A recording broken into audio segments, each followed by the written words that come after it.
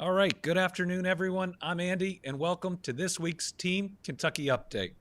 We're starting today's update where we usually start, with our red hot economy that is breaking every record in the books. Since the beginning of my administration, we've now announced over 1,200 new location or expansion projects, bringing in a record $43 billion in new private sector investment and creating 63,600 new jobs at the best 3-year wage average that the Commonwealth has ever seen. A big part of that success comes from companies expanding and pursuing new ventures here in Kentucky. In August of 2020, we announced that HVAC Distributing plans to open a second operation under the name Mr. Cool in the Hickory Industrial Park.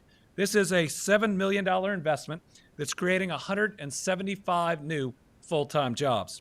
In August of 2023, the company announced plans to expand that operation, including an additional 2 floors of office space, a large showroom, a video graphics area for marketing, a call center, and a training facility for employees, dealers, and franchisees.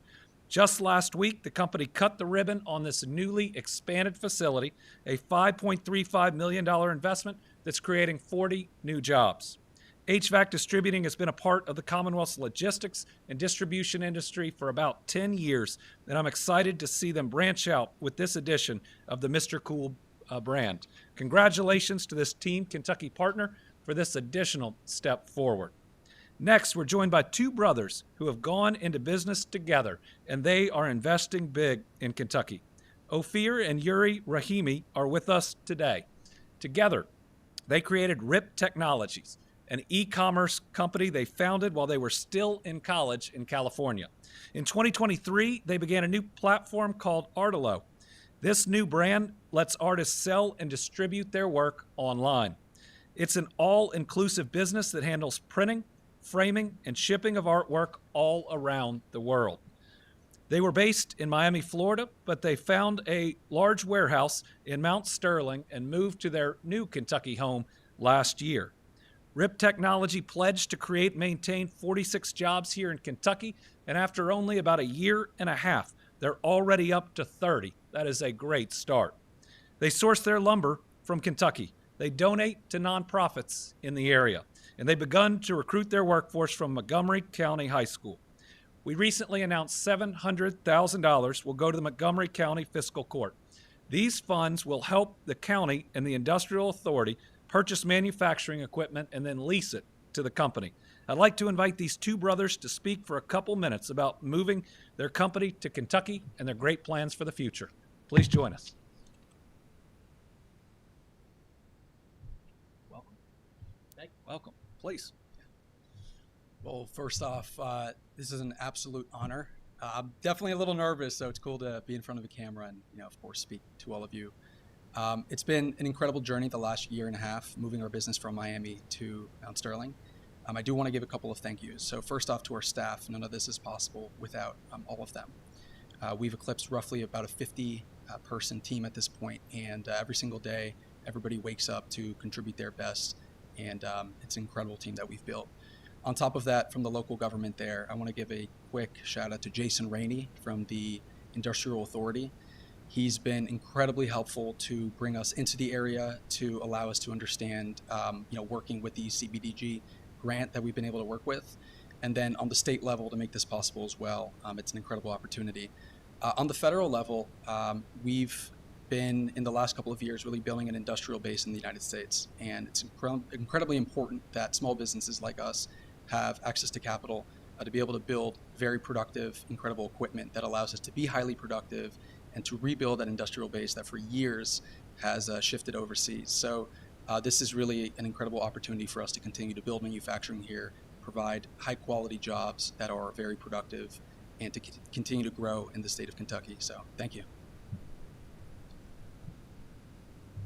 Yeah, as I was sitting down, I was thinking about what to talk about, and I think something like this is something to talk about, because when we were in Florida, the only time we communicated with our local government was if there was a bill to pay or something like that. And so this has been a pleasure.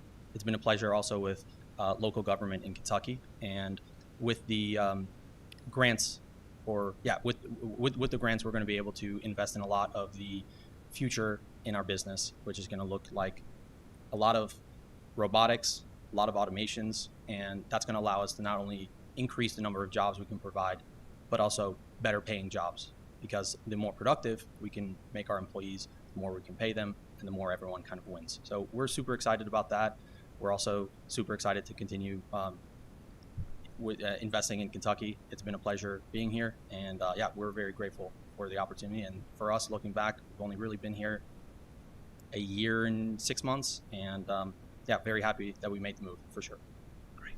Thank you. Appreciate it. Thanks. Thank you to Rip. That's how you build your new Kentucky home.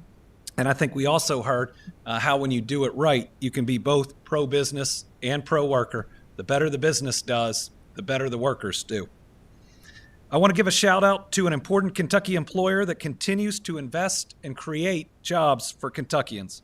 Ford Motor Company recently announced another $60 million investment, creating 100 additional new full-time jobs at the Kentucky truck plant in Jefferson County.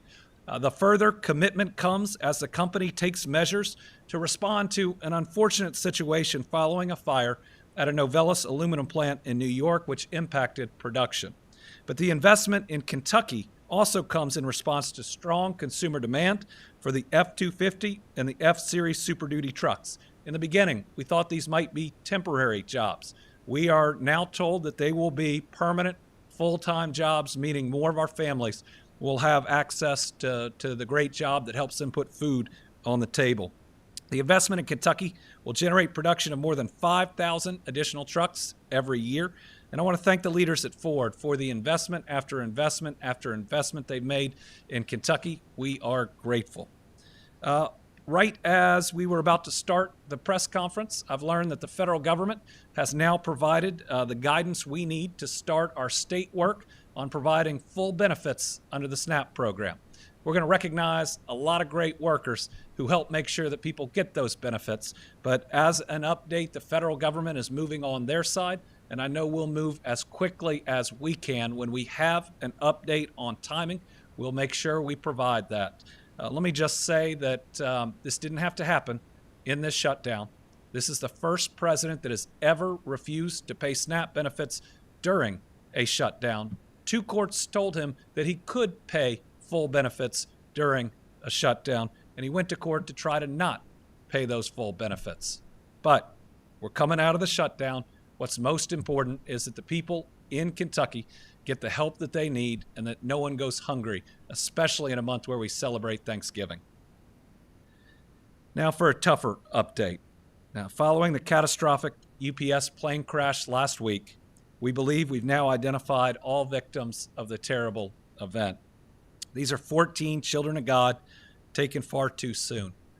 Their names are Captain Dana Diamond, Captain Richard Wartenberg, First Officer Lee Truitt, Angela Anderson, Carlos Fernandez, Lou Fedone, Kimberly Asa, Trina Chavez, Tony Crane, John Lukes, John Spray, Matthew Sweets, Ella Petty Wharton, and Megan Washburn. These families need our prayers, our love, and support more now than ever. Let's be there with them in their time of need. We're in this together just like we've always been in the hours, the days, the months, and the years after all we've been through. We've proven through tornadoes and floods that we are strong but kind people, and we need to make sure that these families get our very best, just like every other family impacted by any of these disasters has gotten our very best. Since the day of the event, we launched the Teen Kentucky Emergency Relief Fund. We've now received a little over $48,000 in donations. Our team is continuing to receive information on what the other funds are going to cover, what the UPS fund, for instance, is covering to ensure that efforts are not duplicated. For instance, we are told that the UPS fund is going to cover funerals. We want to make sure that each of these dollars helps the families that are impacted in the best way that they can, and not in any duplicative way. So we're going to have more information on where those donations will go in the coming days.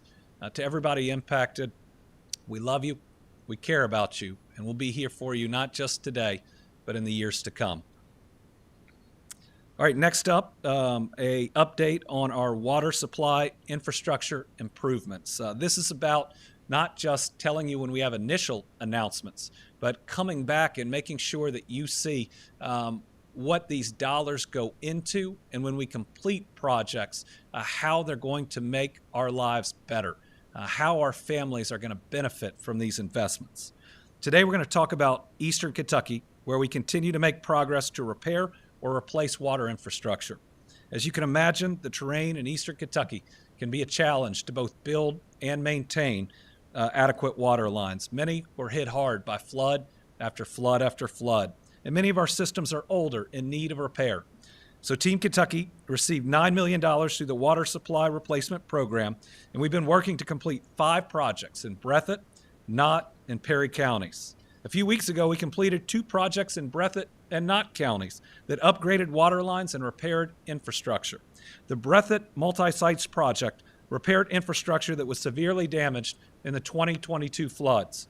This $1.7 million project replaced over 6,000 feet of water line, which improved service to 950 Kentucky households. The Big Branch to Montgomery Creek project in Knott County is now also complete. A second project will continue the new water line from Montgomery Creek to Talcum. These projects are installing over 68,000 feet of water line along KY 80 near the Knott Perry County line.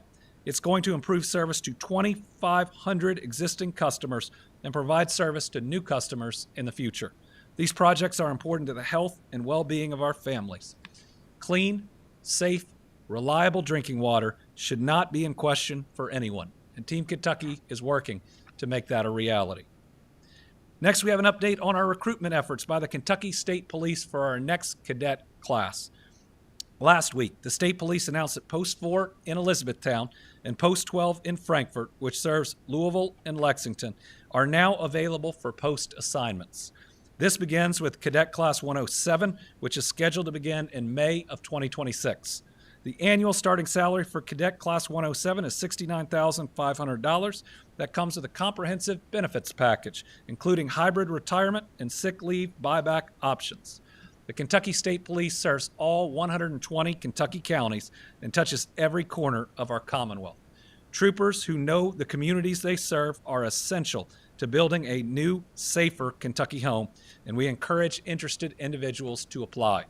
Cadets without a prior background in law enforcement will undergo an intensive 24-week training regimen with over 1,000 hours of classroom and practical field study.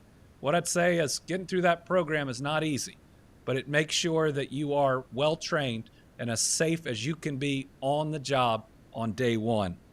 They're trained in various critical topics, including constitutional law, juvenile law, traffic laws, crisis response, criminal investigations, and community relations. Individuals with prior law enforcement experience who want to join the state police can apply for a 14-week accelerated program, fast-tracking your journey to become a trooper. Individuals who graduate from the training academy are eligible for final hiring from posts 1, 2, 4, 5, 6, 12, and 16, and will receive guaranteed assignments at their home post location. All other applicants will be assigned to their home or a bordering post or available positions as the agency needs. The deadline to apply is December 5th, 2025. Those interested can visit joinksp.com to learn more. All right, this week, our country came together to recognize Veterans Day. As Americans, we must continually give thanks to our veterans for their bravery, selflessness, and dedication to our great country. Our country is home of the free because of the brave, and we must work to be worthy of their sacrifices which sustain us. In the Commonwealth, we take that responsibility seriously, and I'm proud to say that Team Kentucky's Department of Veterans Affairs sees that through every day. From helping with benefits and compensation to veteran employment and education, supporting women veterans, caring for our veteran cemeteries and more, KDVA sees this work through with pride. Thanks to their efforts, I'm proud to say we've made great progress for veterans across our Commonwealth and beyond. Together, we've helped create more opportunities for veterans to receive support. First, we're seeing construction continue for the new Louisville VA Medical Center, which will also include a women's health clinic. We also saw through the construction and the opening of the Colonel Robert E. Bob Spiller Veterans Center in Bowling Green, the first new Veterans Center in a long time. I've also made it a priority to sign legislation to support our veterans, military service members, and their families. KDVA and I see this work as our sacred duty, and thankfully, our efforts have been recognized time and time again, which brings me to today's good news. Come on up, gentlemen. Team Kentucky's Veteran Affairs was once again recognized with the VA Abraham Lincoln Pillars of Excellence Award for Customer Service. This is the 5th straight year. To Commissioner Whitney Allen and the entire KDVA team, thank you for all you do to support your heroes. What this means is we support our veterans. We help them get their benefits faster. We do all of this and serve them better than most states. And for that, we should be really proud, and we should recommit ourselves to winning a 6th straight one next year. No pressure. So, thank you. Thank you.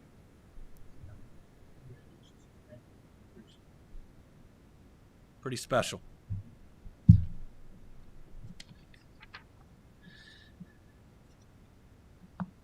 November is Lung Cancer Awareness Month.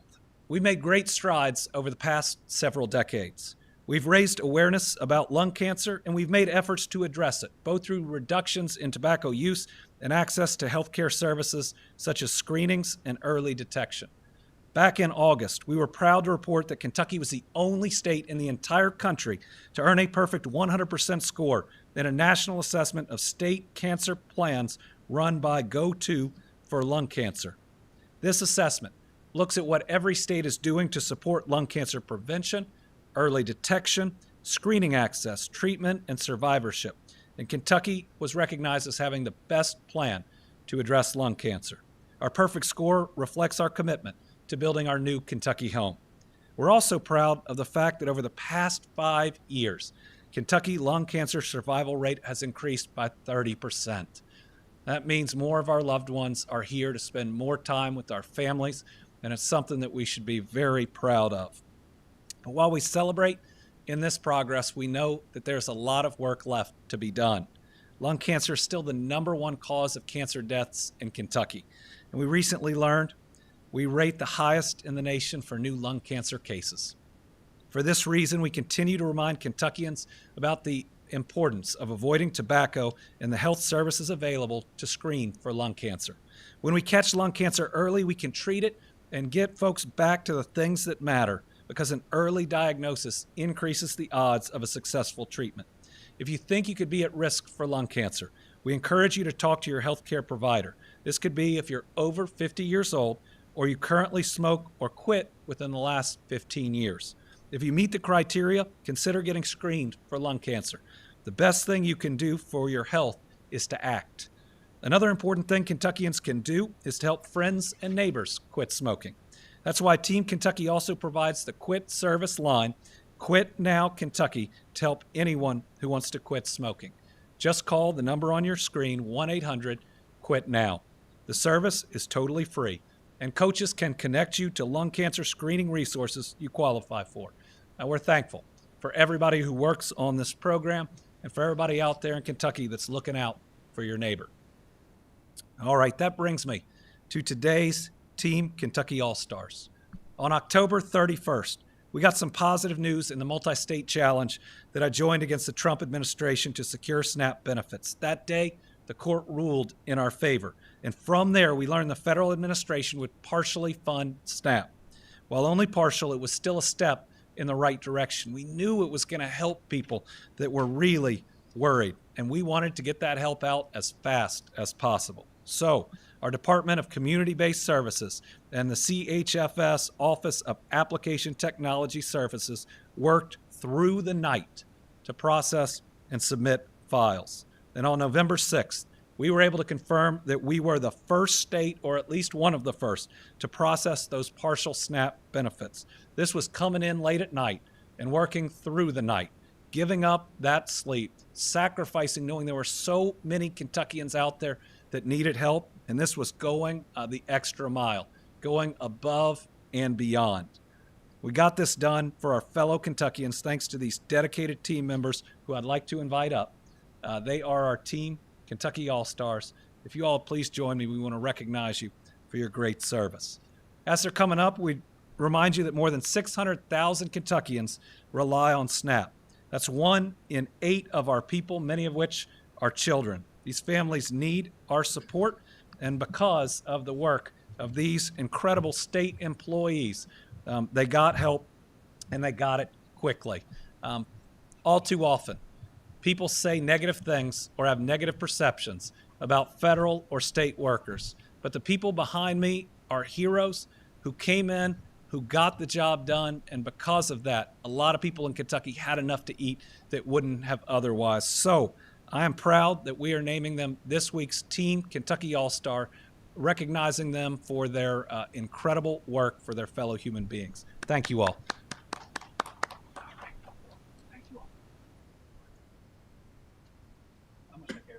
As long as we're okay with that. All right. Thank you. Thank you all. Sorry. Thanks for all the work. Thank you.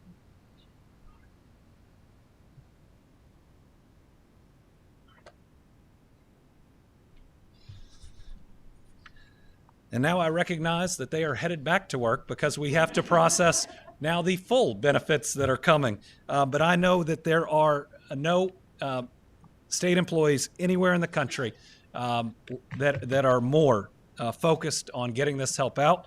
We have a challenge coin, my personal challenge coin for each of you, just as a token of our appreciation. Okay, with that, we will open it up to press. 1 reporter in the room, about 7 online. We'll start with Carolina. Governor, you said Kentucky that guidance on Wednesday. It says timing still unclear. USDA answer has kind of been, but things are unclear. Do we know we're approaching the middle of the month? Right. When are people So I know that we're going to work this as fast as we can. We think that a good projection is middle of the month, that we think that most people could see those dollars coming in. But we're going to give you a better projection as we're able to review the federal information and to see the amount of time. This one's going to be a little more complex, I think, because partial benefits have already gone out. And so this is secondary on top of that. Now, I would say that partial benefits weren't just X percent of what people used to receive. There's actually a formula. So it's X percent minus another amount, which is how it normally goes. So one thing that's so good about the full benefits coming is there are some people that were previously getting help that got no help because of the way that the partial formula works. And now they're going to get that assistance here in the middle of the month. So again, I'm very thankful for all these employees. I only know a little bit of the complexity of what they do, and I'm grateful for it. All right, on the line we have Josh James. Hi, Governor. Thanks for taking my call. 2 related shutdown questions. Did ending the shutdown without getting Democrats' core demand saddle the candidates that you'll be hoping to elect next year with a harder case to make when they face voters who saw that deal as maybe not worth the long interruption? And are you in agreement with Senator Paul that the hemp-related language in the government funding bill poses an existential risk to the state's hemp industry, or do you see those tighter restrictions as necessary? I haven't had a chance to review the language on hemp, but hemp is an important industry in Kentucky. We should have appropriate safety regulations around it, but we should make those regulations here in Kentucky, talking to the industry and making sure that we get that balance right. I think that we can protect our kids. I think that we can do the right thing to protect all of our people while not handicapping an industry that supports a lot of people. On the shutdown, what I'd say is that no one wins a shutdown. But I believe that there were 2 losers coming out of this shutdown. First, congressional Republicans, which showed that they were absolutely unwilling to pass a law that would extend tax credits, even though they'd passed a law that extended tax cuts. They basically said, we will not take the step that's necessary to prevent millions of Americans' health care from going up significantly. I think the second loser is our current president, who very clearly said that he was willing to allow people to go hungry for political leverage. He said he didn't have the authority to fund SNAP, even though every other president has. When we went to court and the court said, okay, you can provide full benefits, he went back to court to fight against sending food to people. I don't say that because I'm a Democrat. I say that because I'm the governor of Kentucky that had 600,000 people that were worried about their next meal, and it could have been entirely prevented the whole time. Our people and the American people are not pawns, are not political leverage. And in a state and in a country where we grow enough food for everyone, no one should have to worry about their next meal. Tom Latek, Kentucky Today. Thank you, Governor, and good afternoon to you. In addition to SNAP, now that the president has signed the legislation, are there any other federal funds that had been frozen that Kentucky will now be able to receive?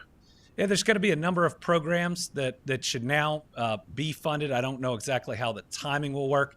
TANF, which helps families in need, we had provided state funding for the period of time of the shutdown. We expect to get full reimbursement of that, but now we will have the federal portion coming in. Head Start was seeing challenges, but one of the most important parts is we have about 20 to 30,000 federal employees in Kentucky.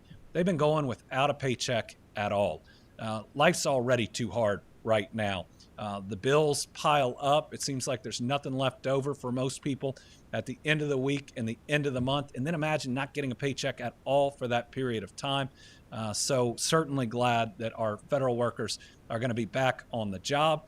I think about places like our federal parks, Mammoth Cave, all those individuals who I've gotten to know some of them really well, going without their salary, which they depend on.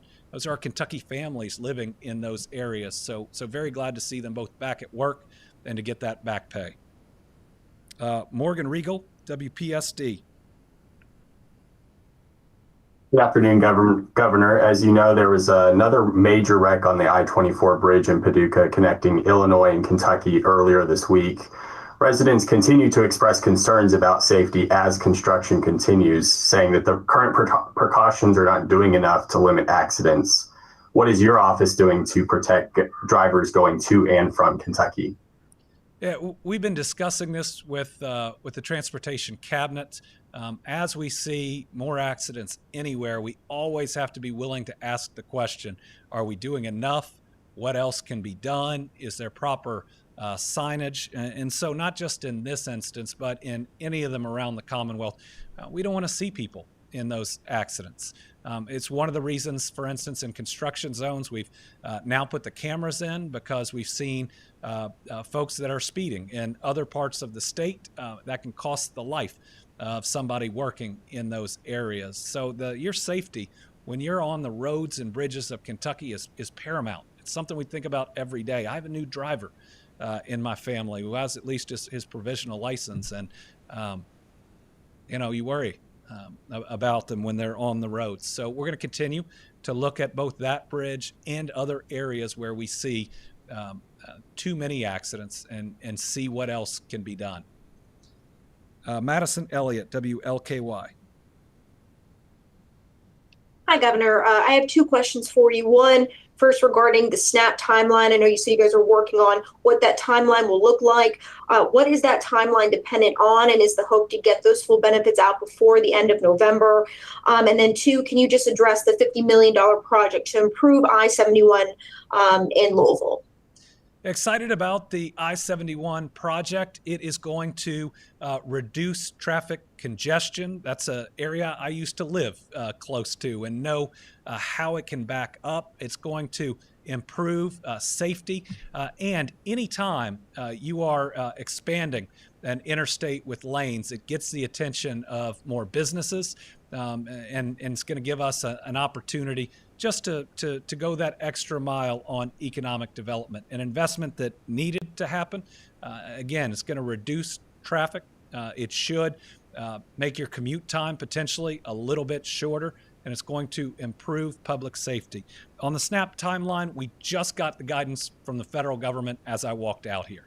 So we'll have to give you an updated timeline, but yes, certainly by the end of the month. I mean, we're going to beat that. We're hoping to get it done as quickly as possible, but I want to let all these heroes that were just up here get back to work and get started on it. We'll have more information out on our social media channels. My Nebraska traveling buddy, Isaiah Kim Martinez. Hey, thank you, Governor. I had a couple questions as well. First, do you believe it was the right move by those 8 senators who broke with the Democratic Party to reopen the government? And second, I know you say you generally don't talk about this pre-primary, but I wanted to get your thoughts on Dale Romans announcing his. Well, Dale Romans is a friend. I don't intend to get in the Senate primary. We got a number of good candidates that are in it. Dale is one of them. He's a smart guy. He's a great trainer.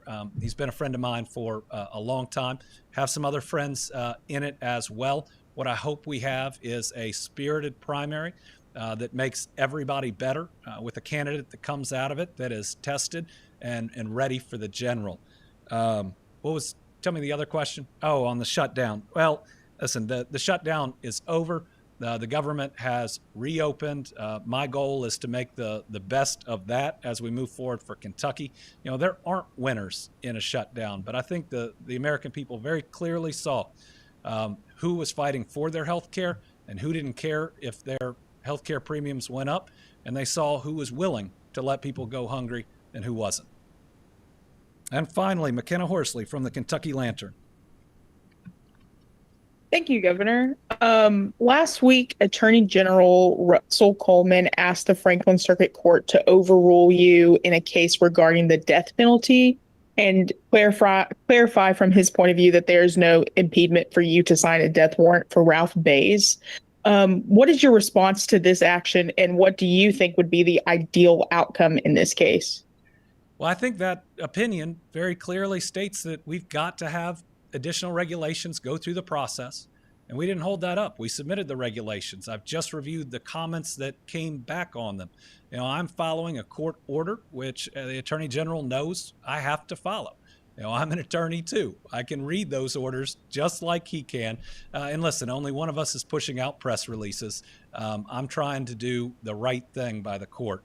But what I'm also trying to do is to be upfront, both with that family and others, that we do not have the drugs required to carry out an execution in Kentucky under the regulations. The pharmaceutical companies will not provide them. And while the Attorney General has said he'll do something or try to secure them, we have not seen any progress in that area. That's where we are with the death penalty right now in Kentucky. We have a full injunction on it. And one of the steps that we have to do, if that injunction's ever going to be undone, is to get the regulations through.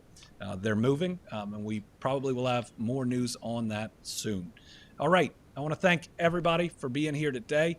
I want to ask Kentuckians to continue to live out our faith and values, supporting those victims' families of the UPS tragedy, supporting those that might not have enough to eat during this Thanksgiving holiday month. And I just want to say I'm so proud of all our Kentuckians who donated to food banks, who brought in extra that they might have had, that helped a neighbor during this time. The one thing we do, I think, better than just about anywhere else is we stick together and we help each other in tough times.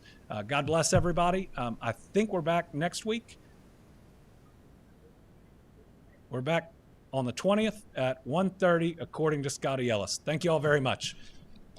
All right.